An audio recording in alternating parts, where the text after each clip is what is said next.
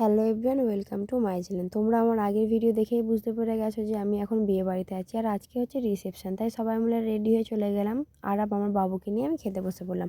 খেতে বসতেই ফার্স্ট আমাদেরকে দিয়ে দিল প্লেট, টিস্যু আর মিনারেল ওয়াটার। তারপরে দিয়ে গেল মাজাটা খাওয়া কমপ্লিট করতে না করতে আমাদের পাতে পড়ে গেল বাটার নান ও চানাপোড়েন। বাটার নান আর চানাপোড়টাকে আমি স্কিপ করে দিলাম।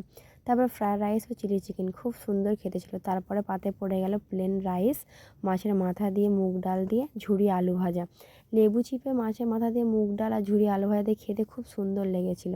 তারপর চলে এলো পটল চিংড়ি আর দই কাতলা। তারপরে দিয়ে গেল চিংড়ি মাছের মালাইকারি ও স্পেশাল চিকেন কষা। চিকেন কষাটা খেতে খুব সুন্দর হয়েছিল, দুর্দান্ত খেতে হয়েছিল। তারপরে স্যালাড, চাটনি, পাঁপড়, সন্দেশ, আইসক্রিম দিয়ে আমাদের খাওয়া দাওয়াটা কমপ্লিট করে দিলাম। তারপরে হাত ধোয়ার জন্য আমাদের গরম জল দিয়ে গেলাম, আমরা সবাই মিলে হাত ফাত ধুয়ে নিলাম।